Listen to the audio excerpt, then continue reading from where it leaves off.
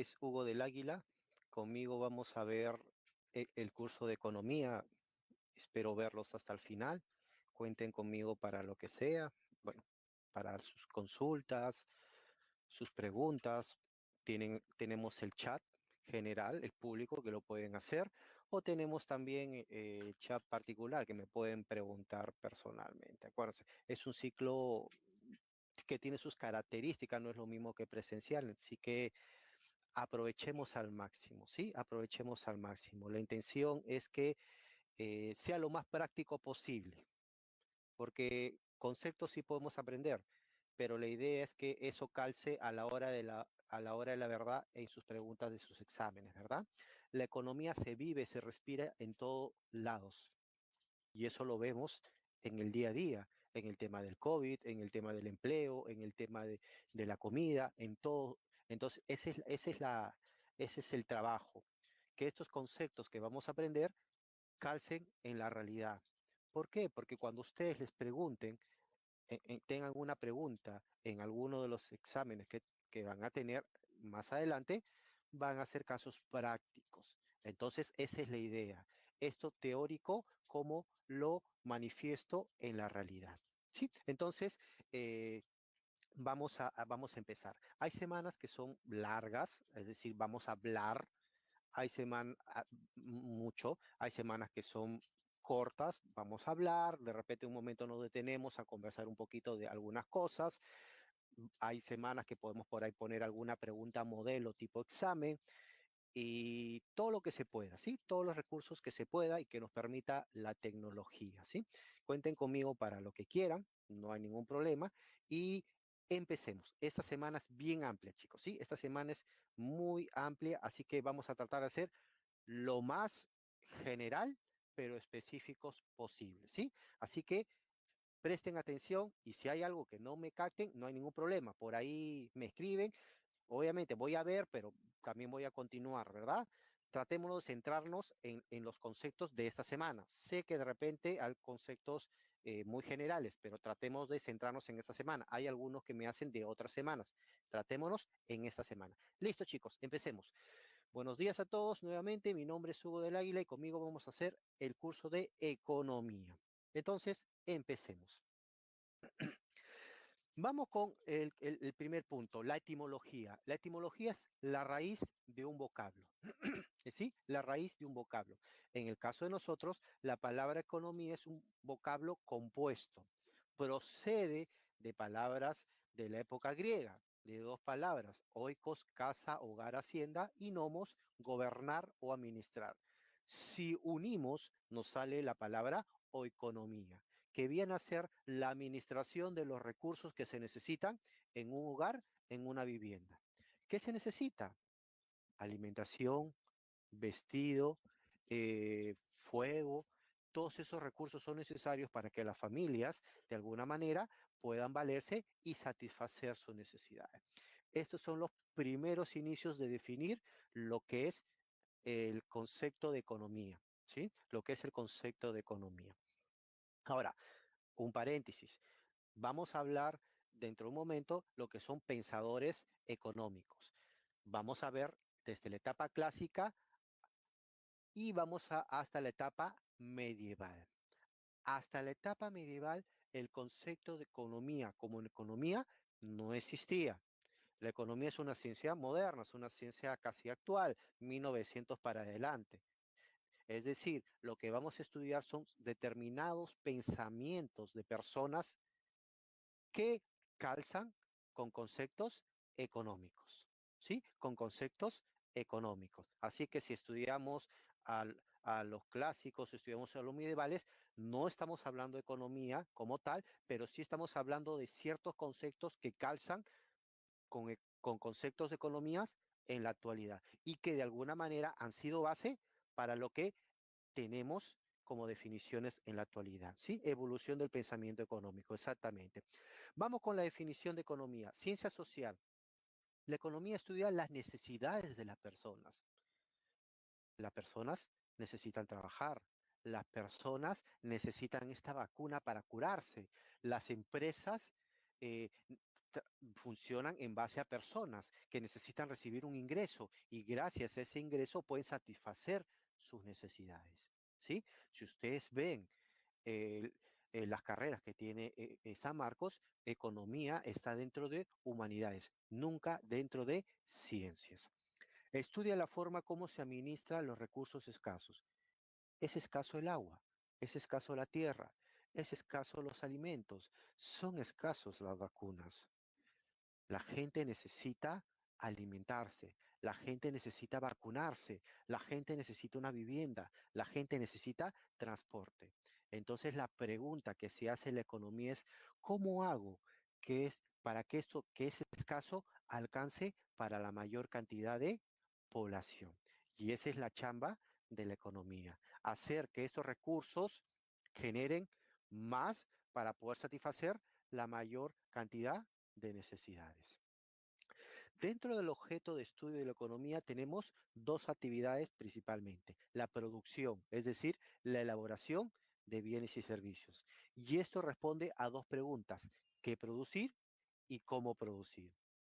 Y la distribución, acá hago un paréntesis, acá la distribución se entiende como la circulación de bienes, servicios, productos o factores de producción.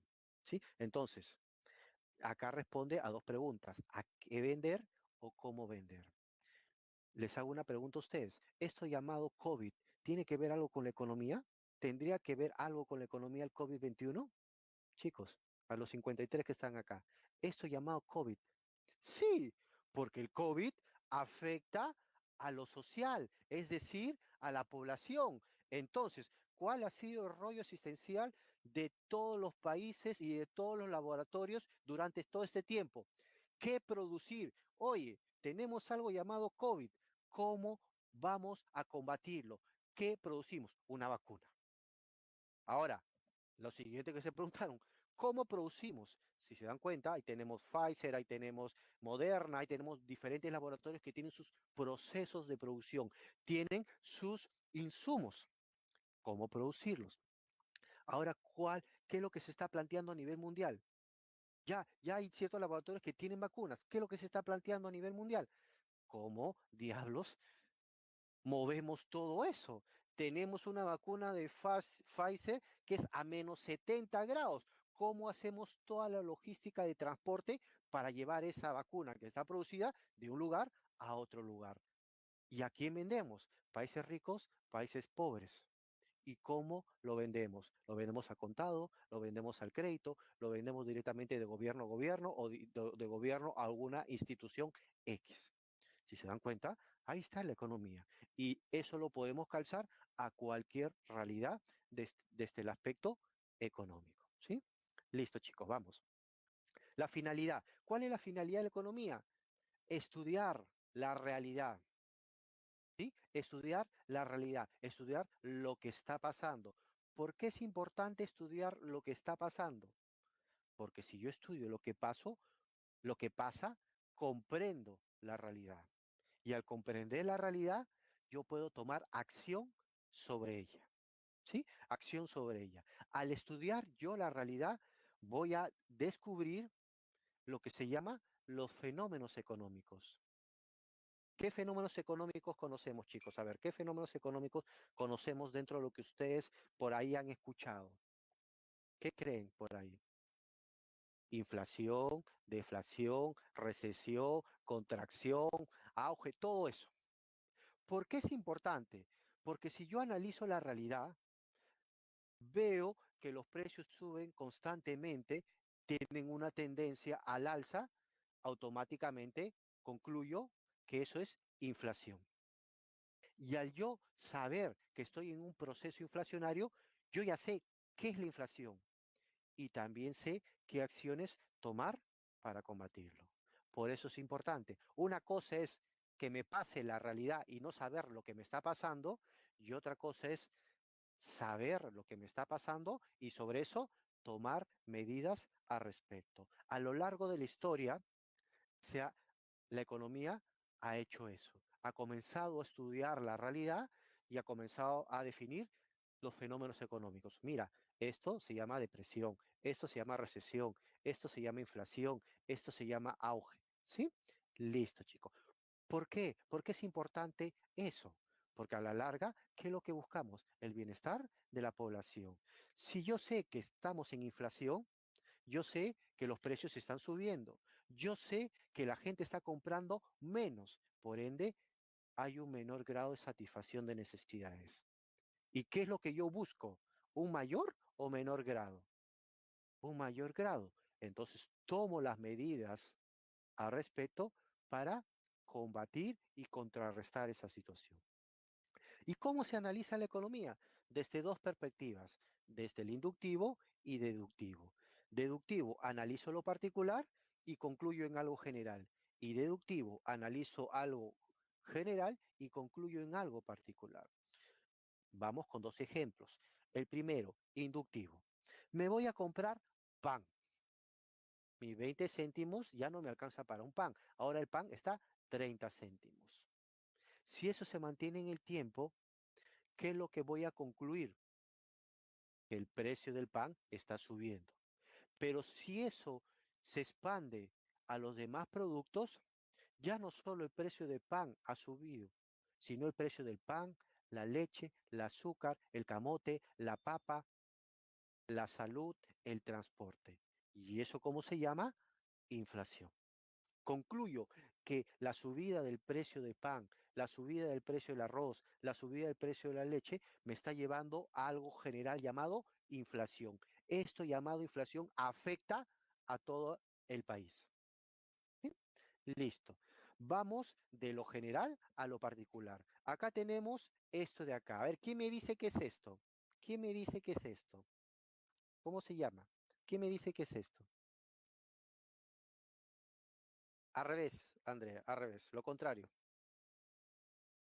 Lo contrario, demanda, exacto. Es la ley de la demanda. Entonces, la ley de la demanda es una teoría económica que me dice, me da una regla general. Yo quiero comprobar si eso se cumple en la realidad. Sigamos con el pan.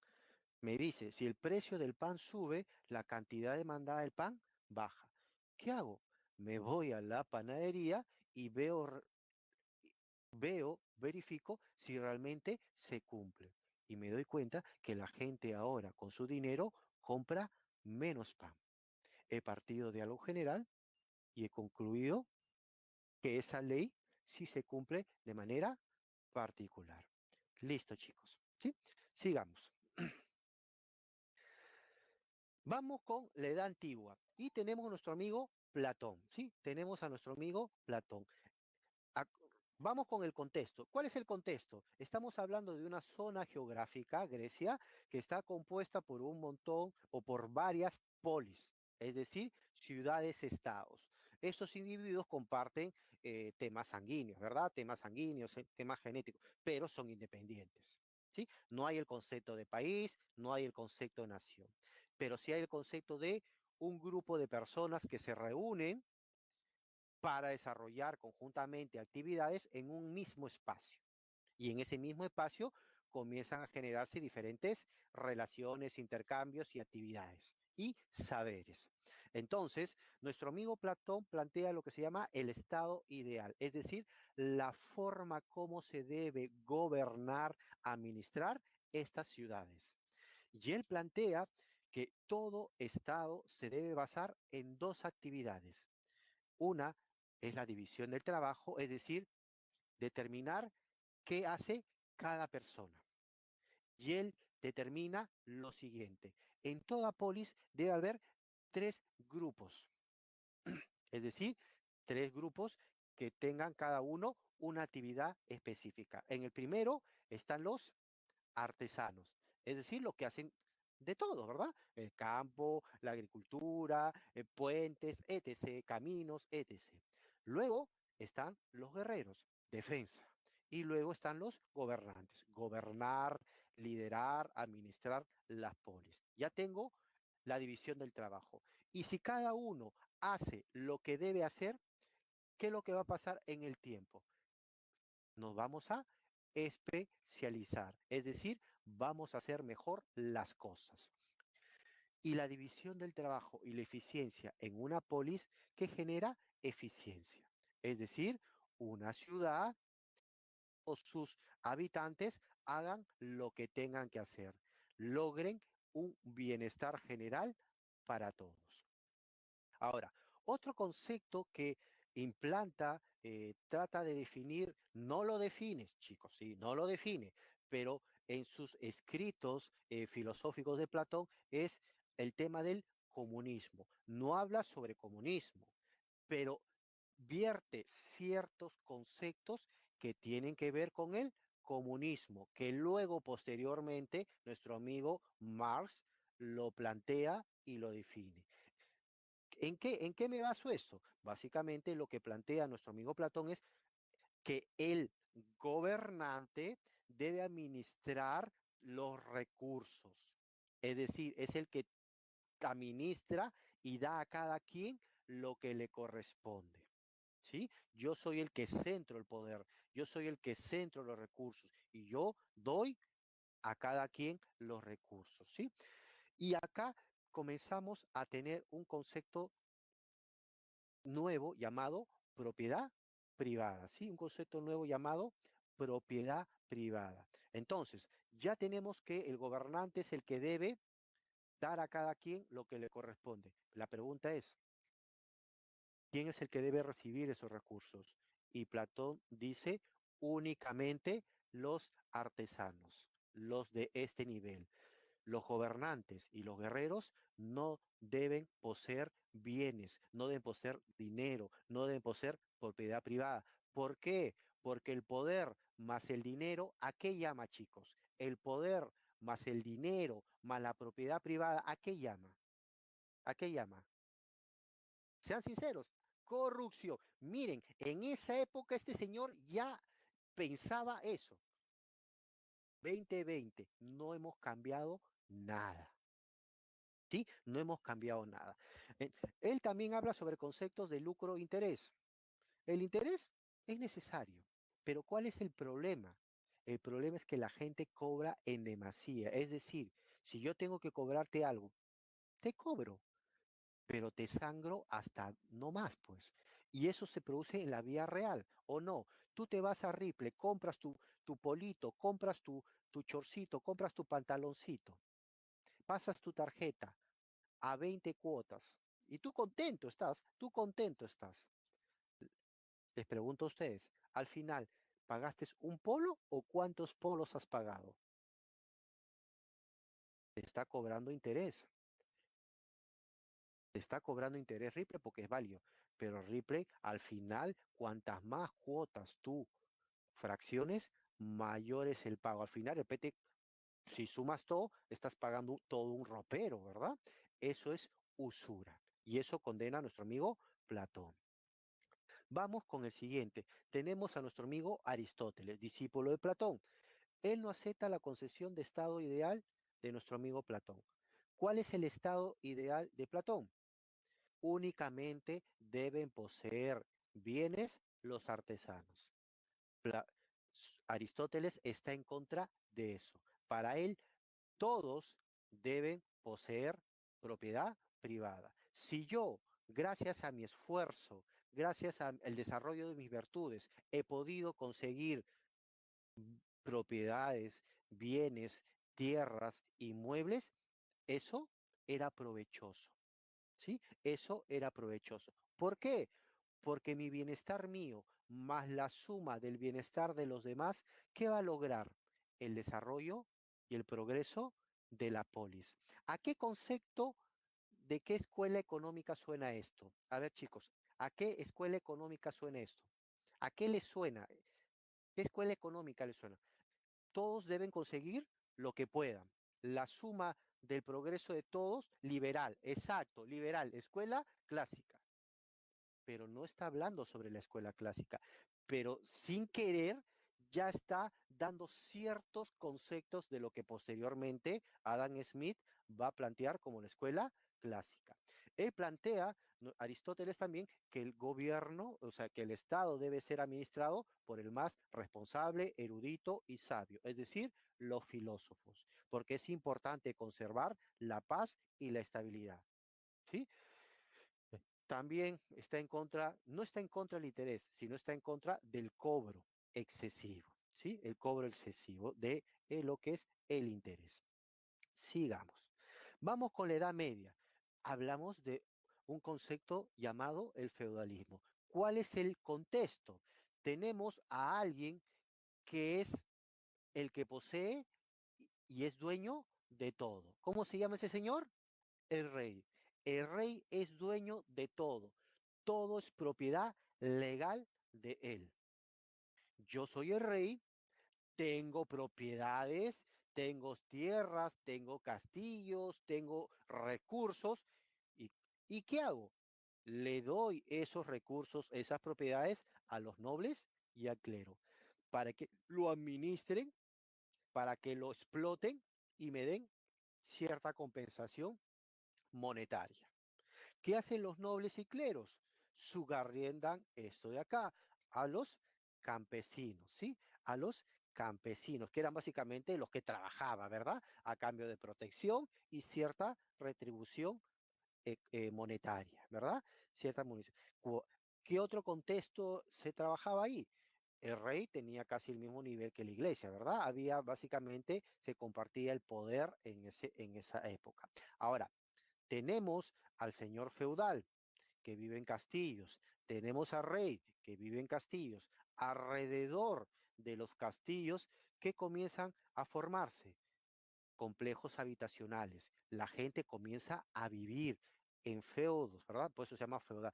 Comienza a vivir. Ahí comienza a hacer su vida las personas. Comienzan a intercambiar, comienzan a vender, y es decir, se comienza a generar los mercados, espacios comunes en donde las personas comienzan a intercambiar sus productos. Estamos en la Edad Media. En la Edad Media, muchos de los pensadores de la época tienen que ver con la Iglesia Católica, es decir, hay bastante pensamiento filosófico y teológico. Una de las cosas que se comienza a pensar en esa época es el tema de el precio, ¿sí? Ya hemos dicho que aparece el mercado. Ya hemos dicho que las personas comienzan a intercambiar las cosas, no trueque, ya el trueque desapareció. Intercambiar, es decir, yo te doy algo y tú me das a cambio dinero. Ya apareció la moneda, ya en ese momento apareció la moneda. Lo que los pensadores, filósofos, teólogos de esa época comienzan a preguntarse es cuál es el precio justo que se debe cobrar por ese producto para no caer en la usura, para no caer en el interés desmedido. ¿Sí?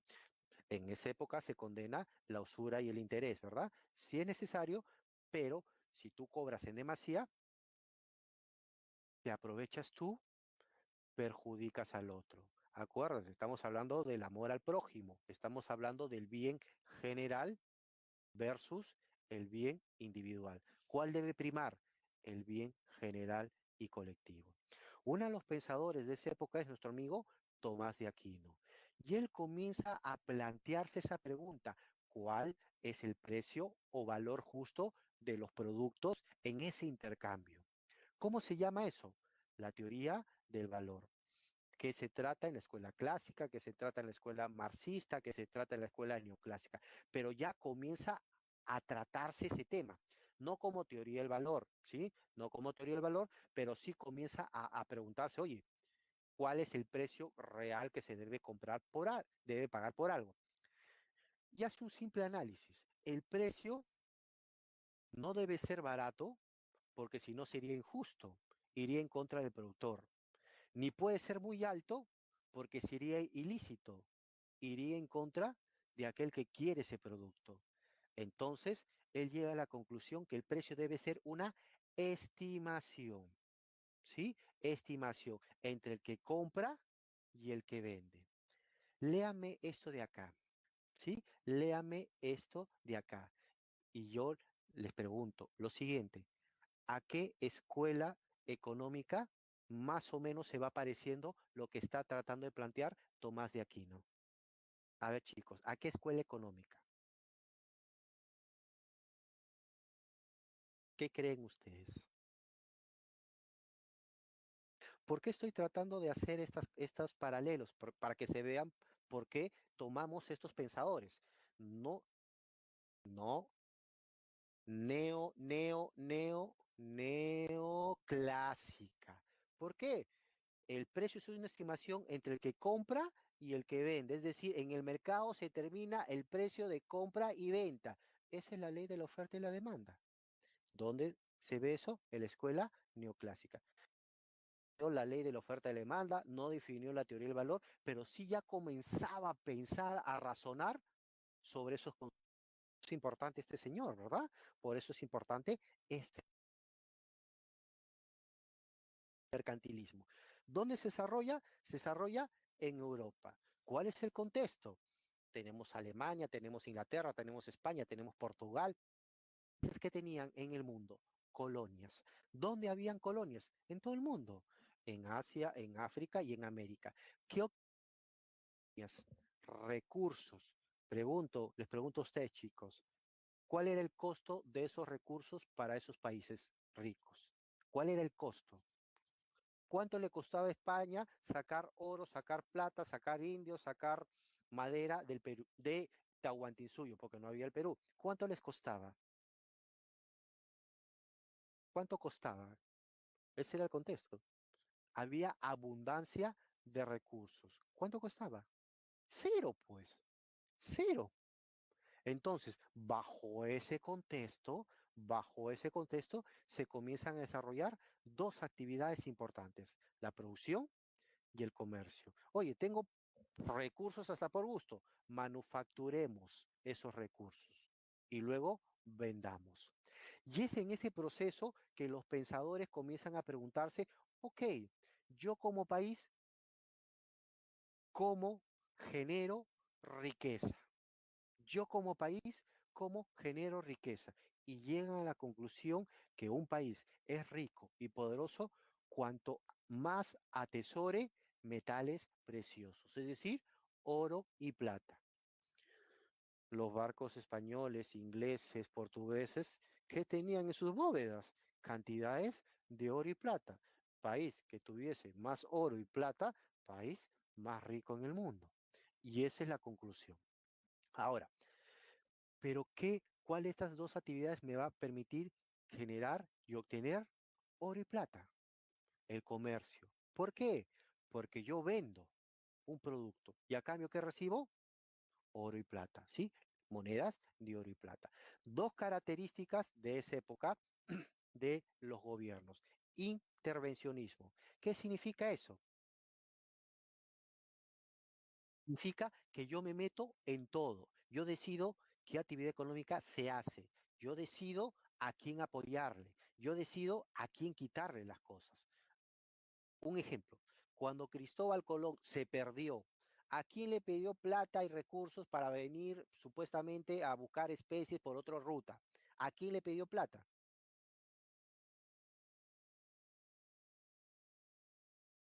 Al rey. Cuando se perdió, llegó supuestamente y comenzó a llenar los barcos de recursos. ¿De quién eran esos recursos? ¿De Colón? Del rey. Y al final, ¿quién le hizo una patada al costado a Colón y lo mandó para otro lado y trajo más gente por acá? El rey. Eso se llama intervencionismo. El proteccionismo.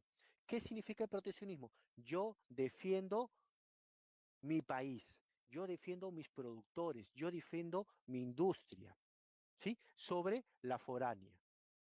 ¿En el país se produce? Sí, pero yo prefiero el producto nacional que el producto extranjero.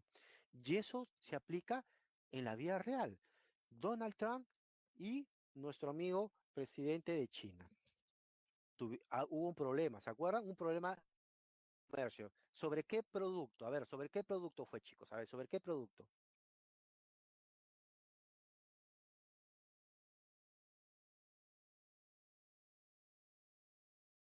¿Se acuerdan? Porque para eso voy a hacer ejemplo. A ver, ¿se acuerdan qué producto hace un año, 2 años? No, Huawei no, antes de Huawei. Ya sé que son tecnológicos. Antes de Huawei, que tiene que ver con un metal, ya, con un metal. Tierras raras, no, ¿qué tierras? Uy, ¿qué es tierras raras? No, un metal. 2018, si no me equivoco, fue. Finales, o principio de 2019, no, 2019. El acero, ¿sí? El acero, ¿sí? El acero, ¿sí? Así, el acero, exactamente. ¿Estados Unidos produce acero? Sí. ¿China produce acero? Sí. Pero ¿qué es lo que pasa? El chino es más barato. Entonces, entraba, Estados Unidos importaba acero chino y los constructores americanos compraban el acero chino. Y el acero hecho en Norteamérica, nadie compraba. ¿Qué es lo que estaba pasando? La industria del acero norteamericano se estaba muriendo. Entonces, Donald Trump aplicó políticas proteccionistas. Subió el precio del arancel del acero chino para que de alguna manera sea un impedimento para que ya no entre. O si entre, que cueste al mismo nivel que el acero norteamericano. ¿Sí? Entonces tenemos eso ahí. Y es bien importante este concepto acá, balanza comercial favorable. ¿Por qué es importante este concepto? La balanza comercial es un término usado en el comercio exterior. ¿Qué es lo que busca? Hablamos de exportación e importación. Cuando yo exporto, ingresa dinero a mi país. Cuando yo importo, sale dinero. Si yo digo que quiero como país tener una balanza comercial favorable, ¿qué voy a promover? ¿Importación o exportación? ¿Qué dicen ustedes? ¿Qué dicen ustedes, chicos? Exportación X, exactamente, ¿sí? Exportación X, exactamente, ¿sí? Exactamente, sí, Estefanía, exactamente, exportación.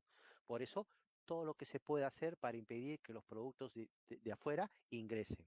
Y si ingresen, voy a tratar de que ingresen lo más caro posibles. Esas son medidas proteccionistas que se aplicaban en esa época y se siguen aplicando en la actualidad. Sí, bien, Estefanía, gracias. Vamos con el tema fisiócrata, ¿sí? Con el tema fisiócrata. ¿Dónde surge ya a partir de acá comenzamos ya a ver un análisis más desarrollado del tema económico, ¿sí? Del tema económico. Todavía no está definido la economía, pero ya hay conceptos más claros. La escuela fisiócrata se desarrolla en Francia y plantea un giro de 360 grados sobre el pensamiento que se tenía hasta ese momento acerca de, acerca de el tema de los recursos, ¿sí? Acerca del tema de los recursos y acerca del tema de la riqueza. Plantean un regreso al origen, ¿sí? Plantean un regreso al origen. ¿Y cuál es el origen de todo? La naturaleza. En la naturaleza está el origen de la riqueza. Y es ahí cuando comienzan a preguntarse, ok, la naturaleza es algo amplio, veamos en qué actividad o en qué específicamente de la naturaleza generamos riqueza. Y ahí comienza un análisis. Ahora, hay en el mundo un orden natural de las cosas. Todo está por algo. Nosotros, los árboles, el aire, el agua.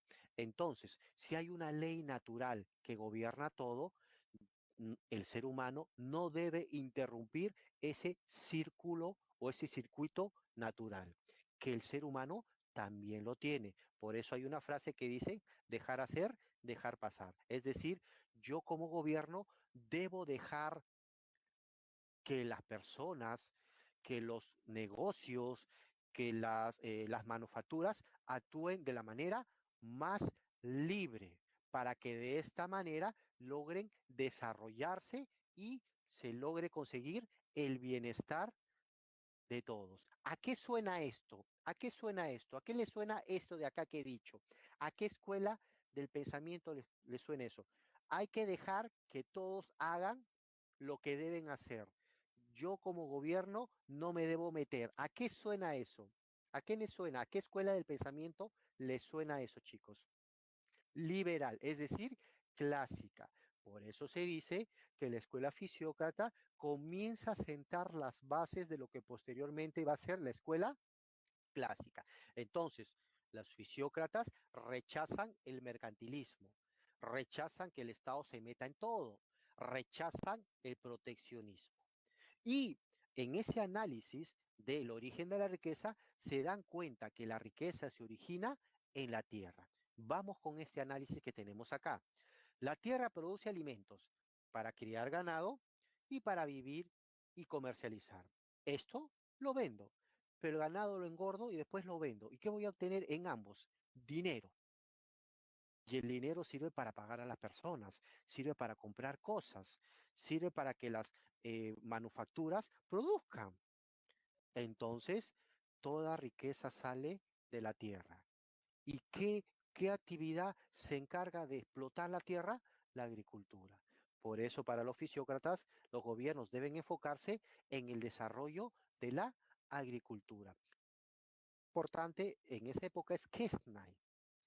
Kesnay, dentro de ese pensamiento de dejar hacer, dejar continuar, comienza a ver y observar a los diferentes elementos que están en la realidad y los clasifica en clases: clase estéril, clase propietaria.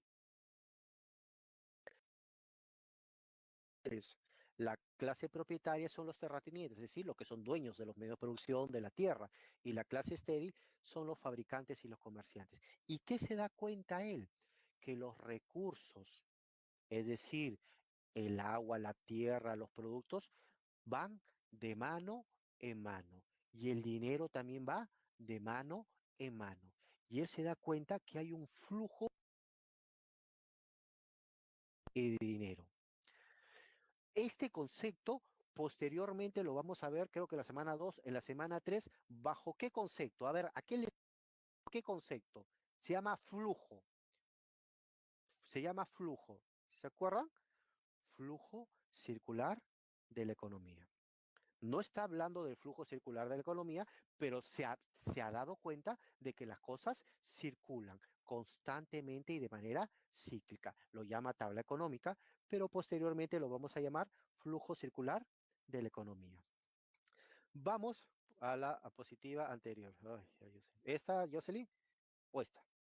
Ya. Esto de acá va a estar grabado, chicos, ¿sí? Así que no se preocupen, va a estar grabado, lo van a tener ustedes, ¿sí? Lo van a tener ustedes para que lo puedan más adelante, con más detenimiento, estudiar, ¿sí? No hay problema. Y acá tenemos esta diapositiva de acá, ¿sí? Continuemos, por favor, ¿sí? La escuela clásica se desarrolló en Inglaterra, ¿y cuál es el contexto? La revolución industrial, es decir, la producción individual cambia a la producción en masa en serie. La producción manual cambia a la producción con máquinas. Ese es el contexto en el cual todo esto. Y conceptos que se desarrollan en esta etapa es la libertad económica. Es decir, el gobierno, mejor dicho, el Estado no se debe meter en el mercado. Cada quien va a conseguir lo que necesita y va a satisfacer sus necesidades de manera libre, sin necesidad de que el gobierno o los gobiernos de turno se metan. ¿Sí? Listo. Hay una mano invisible que hace que esta persona que tenga hambre consiga pan y se alimente. Hay una mano invisible que hace que alguien produzca pan porque hay gente que necesita pan. Y para eso no ha tenido que meterse el Estado, ¿sí? Para eso no ha tenido que meterse el Estado. También se comienza a pensar sobre el origen de las riquezas, y los clásicos se dan cuenta que la riqueza es originada por la persona misma, por el trabajador, ¿sí? Por la clase trabajadora.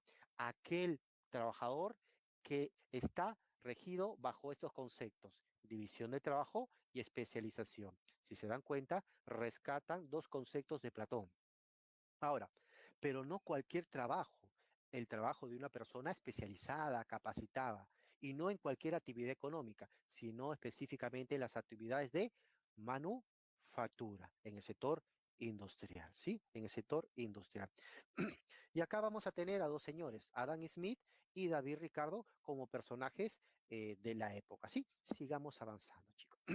Tenemos luego al marxismo, comunismo, ¿sí? Surge en Alemania y acá tenemos a este señor que es el que genera y crea los postulados de este movimiento o de esta escuela de pensamiento económico, ¿sí? Parte de un principio.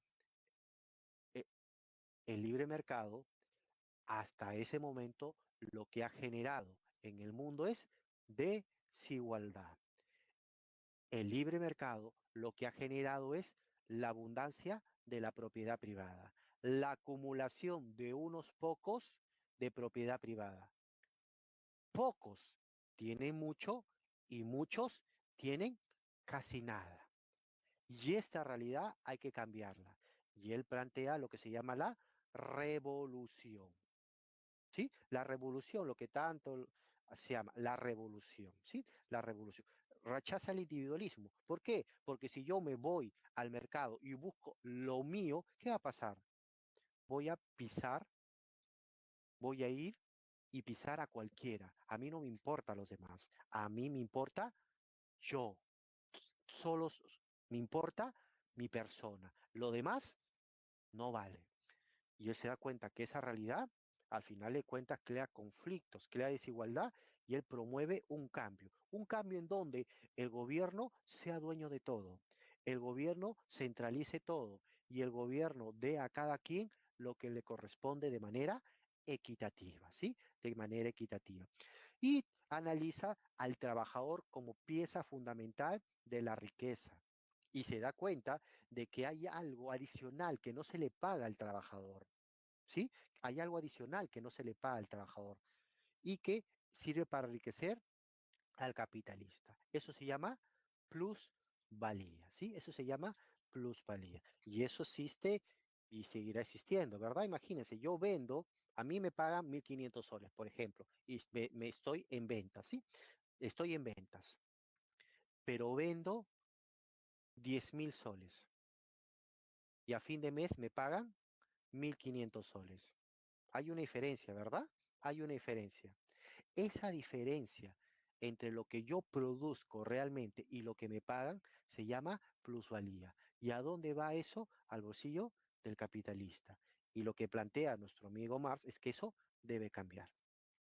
Vamos con la escuela neoclásica. En la escuela neoclásica defiende el libre mercado, es decir, retomemos el pensamiento del libre mercado. El mercado es el mejor asignador de recursos. El gobierno, el Estado, a través del Estado, no se debe meter en la vía económica. ¿Sí? Y a partir de la escuela neoclásica comenzamos a estudiar más profundamente la economía. Y ya estudiamos a las personas no como clases sociales, disculpen, ya estudiamos a la realidad no dividiéndola en clases sociales, sino en unidades económicas. Ejemplos de unidades económicas. Yo, ustedes, las familias, el gobierno, el comercio exterior, las empresas. Y comienzo a analizar cada una de las unidades económicas. ¿Por qué? Porque el comportamiento de una unidad económica va a afectar a las demás unidades económicas y por ende la realidad del país. Entonces, ¿cuál es mi chamba ahí? Analizar cómo se comportan las familias, las personas, las empresas, el sector exterior para comprender lo que está pasando. ¿Sí? ¿Y eso cómo se llama? Microeconomía. Otra cosa muy importante de esa época comienzan a utilizar las matemáticas para definir ciertos conceptos económicos. Analizan las relaciones en el mercado entre el que compra y el que vende y determinan la ley y definen la ley de la oferta y la demanda. Otro aporte es que aumentan el conocimiento de la economía, aumentando teoría económica. Es decir, a partir de acá tenemos los conceptos de división de la economía, economía positiva y economía normativa, ¿sí? Y hablan de algo llamado utilidad marginal. Vamos con Keynes, ¿sí? Vamos con Keynes. disculparán que estamos un poquito rápido acelerados, pero si se dan cuenta todavía no acabamos el pensamiento y nos falta todavía la segunda parte, o sea que estamos rapidito tratando de hacerlo, pero lo más consenso. En esa época, ¿cuál era el pensamiento que primaba? Libre mercado, es decir, que el gobierno, ¿qué es lo que hacía? Miraba, pero no se metía. Y surge en los años 30 algo llamado depresión. Hasta ese momento no se conocía qué era la depresión. No se había estudiado económicamente y no se lo conocía. Entonces, veamos, ¿qué es la depresión? Baja la producción, baja el empleo, baja la demanda, baja la inversión, se cierran empresas. Pregunto, ante esa realidad, ¿tú como gobierno te quedas mirando? ¿Ustedes como gobierno se quedarían mirando lo que está pasando? No, pues, y es ahí donde los economistas se dan cuenta que libre mercado como tal, planteado por la escuela clásica, tiene limitaciones. El gobierno tiene que meterse en la economía en todo lo que sea necesario, principalmente en dos actividades, ¿sí? En el empleo y en la inversión. ¿Para qué? Para mover algo llamado la demanda. En este tema del COVID, sí, en este tema del COVID, ¿qué creen que ha hecho la ministra Alba durante todo este tiempo? ¿Qué creen que ha hecho con todas estas medidas? Mover la demanda agregada. Había los bonos. ¿Para qué eran los bonos? Para que las familias tuvieran dinero y con ese dinero comprasen, es decir, que siga habiendo demanda de parte de las familias y por ende producción de parte de las empresas. ¿Sí? Producción de parte de las empresas. Pero ¿qué además ha estado haciendo el gobierno?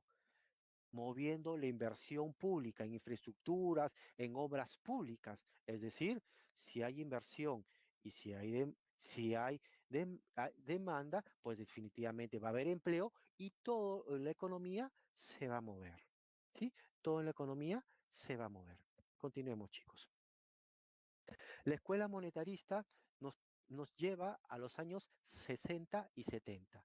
No se había estudiado un fenómeno económico y no se conocía un fenómeno económico llamado inflación. Se analiza, se determina la teoría y se llega a la conclusión que el mal manejo del dinero de los gobiernos genera inflación. Y, y nuestro amigo Milton Friedman determina lo siguiente: la principal actividad de los gobiernos deben ser manejar el dinero desde los bancos centrales de reserva. Deben ser manejar el dinero a través de políticas fiscales y políticas monetarias adecuadas. ¿Sí? Políticas adecuadas. ¿Sí? Entonces tenemos eso de ahí. Un mal manejo de dinero que genera inestabilidad de precios. ¿Sí? Expectativas desfavorables y una intervención del gobierno. Yo intervengo en la economía para bajar la inflación. Yo intervengo en la economía, digamos, si estoy en control de precios, para determinar el precio y fijar el precio. ¿Sí? Eso tenemos con la escuela. Vamos, chicos. División de la economía. La economía en dos bloques: economía positiva y economía normativa. La economía positiva, definición positiva, me muestra la realidad tal y como es. ¿Cuál es la realidad? El número de muertos por COVID. ¿Cuál es la realidad? La inversión o las inversiones que ha hecho en el tiempo el Estado. ¿Cuál es la realidad? Las cifras del presupuesto público. Eso es la realidad, lo que es concreto, ¿sí? Y la economía normativa me muestra lo que puede pasar. El próximo año quizás vamos a tener un crecimiento de 10%, 4%, etc. ¿Sí? Yo quiero que se combata la, la inflación. Yo quiero que se combata la corrupción. Eso es economía normativa, es decir, deseos, opiniones de algo que quiero que pase al futuro. ¿Sí? Dentro de la economía normativa tenemos la política económica, ¿sí? Tenemos la política económica. ¿Qué es la política económica? Son acciones que como gobierno se toman y van a crear determinadas realidades. Por ejemplo, la política económica puede ser fiscal y puede ser monetaria. ¿Quién controla la política fiscal? SUNAT. Cuando hablo de política fiscal estoy hablando de captación de dinero y manejo de dinero, ¿sí? Cuando hablo de la política monetaria, ¿quién ve ese tema? El Banco Central de Reserva. ¿Y qué es lo que hace el Banco Central de Reserva? Trata que el valor del sol se mantenga en el tiempo. Ya lo vamos a ver con más detalle en el tiempo.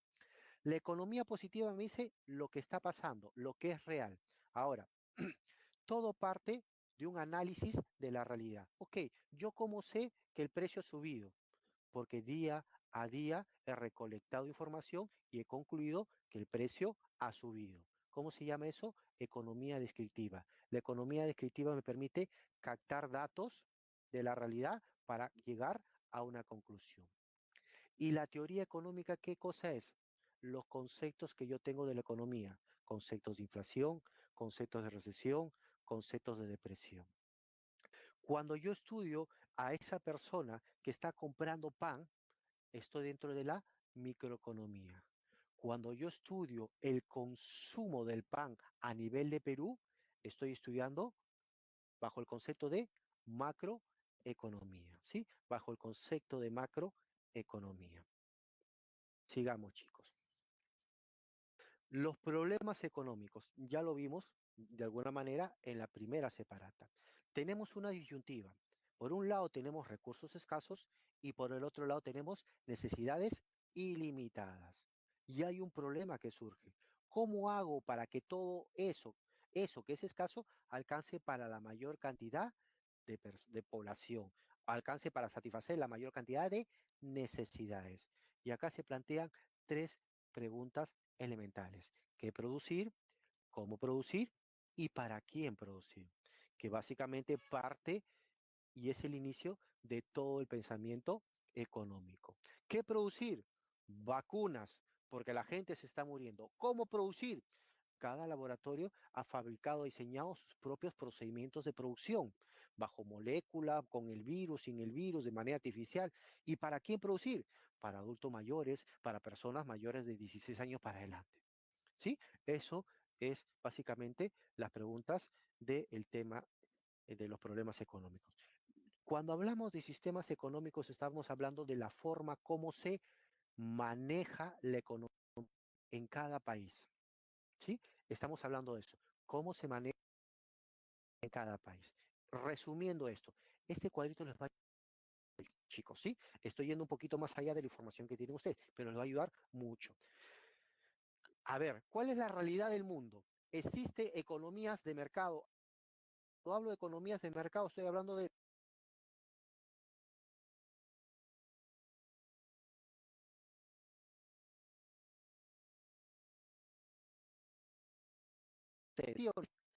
que yo dejo de a todo el mundo que haga lo que quiera. Eso todavía no existe, ¿sí? Eso todavía no existe. Uy, ¿qué pasó?